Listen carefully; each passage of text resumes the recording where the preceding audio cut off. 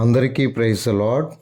ప్రభు అయిన యేసుక్రీస్తు నామంలో మీ అందరికీ శుభములు తెలియజేస్తూ ఉన్నాను. ప్రియమైన దేవుని బిడ్డలారా, దేవుడు మిమ్మును మీ కుటుంబాలను కనికరించి స్వస్థపరచునుగాక. దేవుడే మిమ్మును బాగు చేయుటకు తన కృపను చూపునుగాక.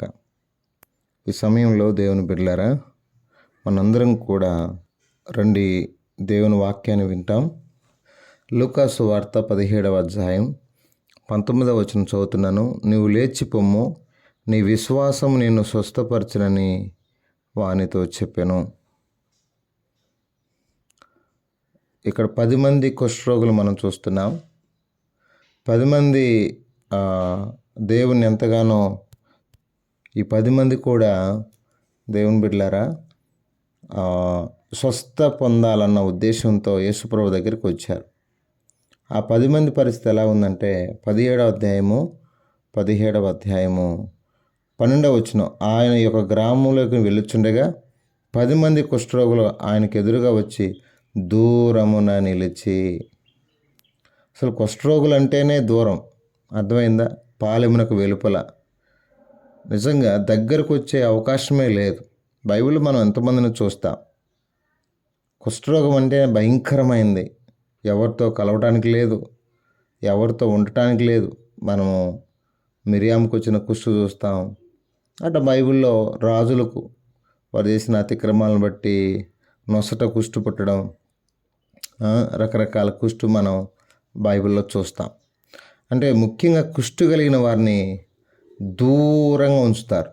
వీరు కూడా దగ్గరకు రావడానికి ఇష్టపడలేదు, చాలా దూరంగా ఉన్నట్టు చూస్తున్నాం. కాబట్టి ఈరోజు చాలామంది ఆ బాగుపడలేకపోవడానికి కారణం దేవునికి దూరంగా ఉంటాం. వీరైతే వచ్చారు, సాహసం చేసి వీరైతే వచ్చారు, కానీ చాలామంది దేవునికి దూరంగా ఉంటున్నారు. చాలామంది దేవునికి దూరంగా ఉండవలసిన వాడికి దూరంగా ఉండక సృష్టికర్తకు దూరంగా ఉంటే ఏం ప్రయోజనం? ఏం ప్రయోజనం చెప్పండి? బైబిల్లో చెప్తుంది, మునుపు మీరు దూరస్తులు. ఎఫెసీ 2వ అధ్యాయము 12వ వచనంలోను 13వ వచనంలోను 17వ వచనంలోను మనం ఎవరో బైబిల్ మనకు స్పష్టంగా తెలియజేస్తూ ఉంటుంది. నా ప్రియమైన దేవుని బిడ్డలారా, మునుపు మన జీవితాలు ఏంటో, మన బ్రతికేంటో బైబిల్ గ్రంథం చాలా చక్కగా విడమర్చి చెప్తూ ఉంది.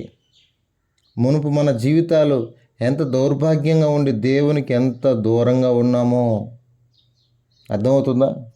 నిజమే కదా. దేవునికి ఈరోజు చాలామంది దూరంగా, అంటే దేవుని ద్వారా మేలు పొందలేకపోవడానికి కారణం, దేవునికి ఈ దేవుడు మా దేవుడు కాదు, ఇది మాది కాదు అని చెప్పి క్రియలను బట్టి, తలంపులను బట్టి, ఆలోచనలను బట్టి. ఎఫెసీ 2:12 నేను చదువుతున్నాను, క్రీస్తుకు దూరస్తులై ఉంటురని మీకు జ్ఞాపకం చేసుకునుడి. ఎఫెసీ 2:13 అయినను మునుపు దూరస్తులైన మీరు ఇప్పుడు క్రీస్తు యేసునందు క్రీస్తు రక్తం వల్ల, యేసుక్రీస్తు రక్తం వల్ల తప్ప మనము దగ్గరకు రావడానికి అవకాశం లేదు. ఎఫెసీ 2:17 మరియు ఆయన వచ్చి దూరస్తులైన మీకును సమీపస్తులైన వారికిని సమాధాన సువార్త ప్రకటించెను. కొలస్సీ 1:22 మరియు గత కాలం ముందు దేవునికి దూరస్తులను, మీ దుష్క్రియల వలన మీ మనసులో విరోధ భావం గలవారనై ఉండిన మిమ్మును కూడా.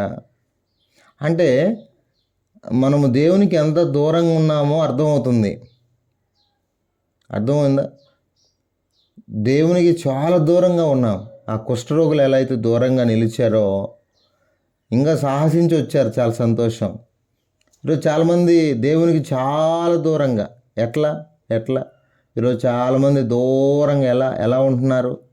బైబిల్ గ్రంథంలో మనం తేరి చూస్తే, ప్రియమైన వాళ్ళారా, మన ఆశలను బట్టి, మన కోరికలను బట్టి ఈరోజు ఎంతగా దేవునికి దూరం అయిపోతున్నామో లూకా సువార్త 15వ అధ్యాయం 13వ వచనం, కొన్ని దినములైన తర్వాత ఆ చిన్న కుమారుడు సమస్తమును కూర్చుకొని దూరదేశమునకు ప్రయాణమైపోయి అతడు తన ఆస్తిని దుర్వ్యాపారం వలన పాడు చేసుకున్నాడు. దూరదేశం వెళ్ళిపోయాడు, తండ్రి నుంచి దూరంగా వెళ్ళిపోయాడు. కారణం తన కోరికలు, తన ఆశలు, తన ఇచ్ఛలు మరి ఏమో కావచ్చు. ఈరోజు కూడా దేవునికి దూరం అయిపోవడానికి సేవకులకు, సంఘానికి. అందుకే దేవుని సంఘానికి దూరం అయితే నష్టపోతాం. బుద్ధి వచ్చింది, తినడానికి ఆహారం లేదు, చచ్చిపోయే పరిస్థితి వచ్చింది, కరువు వచ్చింది. ఇప్పుడు తెలిసింది దేవుని విలువ, ఇప్పుడు తెలిసింది తండ్రి విలువ. చాలాసార్లు మనకు దేవుని విలువ అర్థం కాదు. ఈ భూమి మీద యవన కాలంలో ఉన్నప్పుడు అసలు అర్థం కావట్లేదు. ఇప్పుడు జనానికి అసలు అర్థం కావట్లేదు. లూకాసు వార్త 15:20 వాడు ఇంకా దూరంగా ఉన్నప్పుడు తండ్రి వాడిని చూసి కనికరపడి పరిగెత్తి వాని మెడ మీద పడి ముద్దు పెట్టుకొనెను. నిజంగా నువ్వు దూరం కావచ్చు, కానీ దేవుడు నిన్ను ఎప్పుడు దూరం చేసుకోడు. నిన్ను దగ్గర చేసుకోవాలనే. అర్థమైందా? అవును, మన యొక్క క్రియలను బట్టి, తలంపులను బట్టి దేవునికి ఎంత దూరంగా ఉన్నామో. లూకాసు వార్త 18:13 అయితే సుంకరి దూరంగా నిలుచుండి, పాపినైన నన్ను కరుణించు ప్రభువా. ఒకవేళ మనలో ఇంకా లోపాలతో బతుకుతూ సస్తూ ఉంటే, అంటే ఎందుకు చెప్తున్నా ఈ మాట, ఎన్నిసార్లు దేవుని మాటలు విన్నా ఇంకా మార్పు లేని జీవితం. ఆ సుంకరి చూడు, అయ్యా రొమ్ము కొట్టుకుంటూ పాపినైనా నన్ను క్షమించు అని దేవుడు దగ్గరికి తీసుకున్నాడు. దేవుడు విడిచిపెట్టేవాడు కాదు. మనం దూరం కావాల్సింది తెస్సలోనికి రాసిన మొదటి పత్రిక 4:3 జారత్వానికి. అదే తెస్సలోనికి మొదటి పత్రిక 5:22 కీడుకు, ప్రతి విధమైన కీడుకు. తిమోతి మొదటి పత్రిక 6:20 వాదములకు, విపరీత వాదాలు ఉంటాయి. మొదటి కొరింథీ 10:14 విగ్రహారాధనకి. సామెతలు 23 కలహమునకు దూరంగా ఉండమని చెప్తుంది. అదే సామెతల గ్రంథంలో అబద్ధమునకు దూరంగా ఉండమని చెప్తుంది. అంతేగాని దేవునికి దూరం కాదు. ఎందుకంటే కీర్తనలు 103:12 మన పాపములను దేవుడు ఆకాశం ఎంత దూరంగా అంటే అంత దూరంగా ఇసిరిపడేశాడు. ఇక మనం దూరంగా ఉండాల్సిన అవసరం. ఎందుకంటే ఆయన రక్తం ద్వారా మన పాపాలన్నీ శుద్ధి చేసి మధ్యగోడను పడగొట్టి ఆ యొక్క తెరను చించివేసి దేవునికి మనకు ఉపయోగాలను ఏకం చేశాడు. నా ప్రియమైన దేవుని బిడ్డలారా, ఎంతకాలం జారత్వం ద్వారా దేవుని దూరంగా ఉంటావు? ఎంతకాలం అబద్ధాన్ని బట్టి దేవునికి దూరంగా ఉంటావు? ఎంతకాలం విగ్రహారాధన బట్టి దేవునికి దూరంగా ఉంటావు? ఎంతకాలం సృష్టికర్తను వదిలిపెట్టి ఇంకా ఈ విపరీత వాదాలకి దిగి కీడు చేస్తూ ఎంతకాలం శరీరాశలను బట్టి, శరీర కోరికలను బట్టి ఎంతకాలం దేవునికి దూరం అయిపోతావు? ఈరోజు ప్రభు నిన్ను స్వస్థపరుస్తాడు. ఈరోజు ప్రభు నిన్ను కనికరిస్తాడు. నీ జీవితాన్ని మారుస్తాడు. నీకున్నటువంటి ప్రతి విధమైన పరిస్థితిని. ఈరోజు చాలామంది మోసగాళ్ళు బయలుదేరారు. జాగ్రత్త, ఎక్కడికంటే అక్కడికి వెళ్ళకు. నీకు చేతబడి శక్తులు ఉన్నాయి, ఇవి ఉన్నాయని చెప్పి నేను మోసం చేసేవాళ్ళు నీ పక్కనే ఉంటారు. జాగ్రత్త సుమి. నిజమైన సంఘం, నిజమైన విశ్వాసం, నిజమైన అపోస్తుల పునాదిలోకి నువ్వు వెళ్ళు. ఎక్కడ పడితే అక్కడ కాదు. ఈరోజు చాలామంది భయంకరమైన దుర్మార్గులు తయారైపోయారు సంఘంలో. కాబట్టి ఎన్నో పరిస్థితులు, నిజమైన సంఘాలు దేవుని చేత కట్టబడుతున్నవి చాలా మంచిగానే ఉన్నాయి.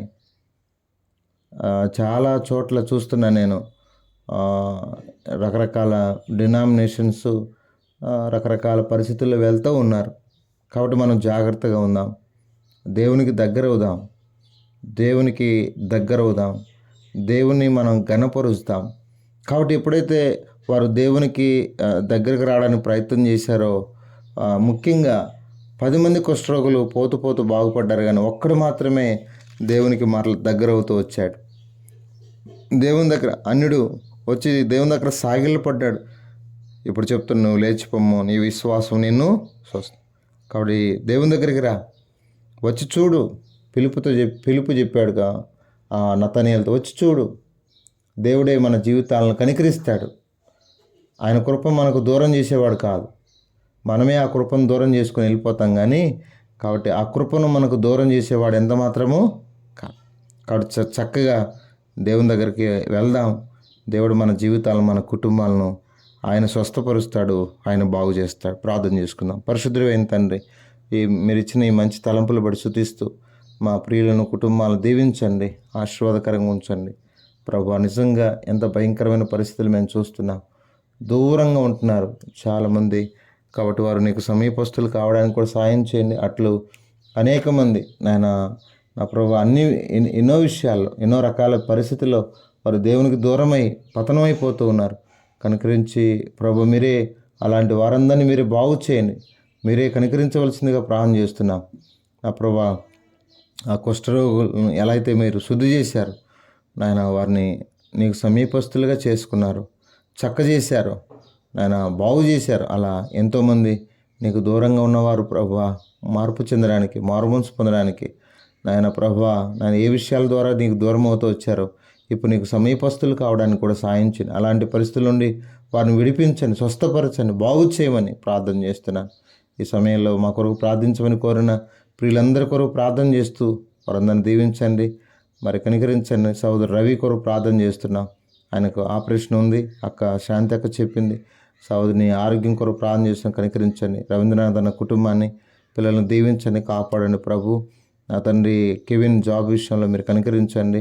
మీరే నాయన చెంగల్రాయుడు, ఆయన ప్రభు శ్రీను మారుమనసు కొరకై సహోదరుల కొరకు ప్రార్థన చేస్తున్నాను. చెల్లి షారా తన కుటుంబం కొరకు, పిల్లల కొరకు నేను ప్రార్థన చేస్తున్నాను. అక్క సంతోష్ కుమార్ అక్క జాబ్ విషయంలో కూడా కృపదయ చేయండి. ప్రేమలత సహోదరి కొరకు ప్రభు కాంట్రాక్ట్ జాబు రెగ్యులర్ కావడానికి కూడా సాయం చేయండి ప్రభు. మీరే కృప చూపండి నా తండ్రి. నా సహోదరి నా ప్రభు తను హిందీ నేర్చుకోవడానికి కూడా సాయం చేయండి. సహోదరి కూడా కావాల్సిన కృపను దయచేయమని ప్రార్థన చేస్తున్నాం. ఈ విధంగా మా ప్రియులందరి కొరకే అన్నయ్య మా కొరకు ప్రార్థించమని కోరిన అందరి కొరకు ప్రార్థన చేస్తూ సహోదరి మౌనిక సినన్న కొరకు, కుటుంబం కొరకు ప్రార్థన చేస్తున్నాం. ఇంకా నా ప్రభు నాయన జ్ఞాపం చేసుకో, రత్నకుమార్ అన్న కొరకు, మరి ఈ వాక్యం వింటున్న ప్రియులందరి కొరకు ప్రార్థన చేస్తూ అందరిని కూడా దీవించండి. ఆయన ఏసన్న అంకుల్ కొరకు ప్రార్థన చేస్తున్నాం. నేను భవిష్యత్తులో నీ పరిచయ కొరకు సిద్ధపరచండి, మీరే కనికరించవలసిందిగా ప్రార్థిస్తూ అన్నయ్య మా కొరకు ప్రార్థించమని కోరిన అందరి కొరకే మీ సన్నిధిలో వేడుకుంటూ యేసు పరిశుద్ధ నామములో ప్రార్థన చేసి అడిగి వేడుకుంటున్నాం తండ్రి. ఆమేన్.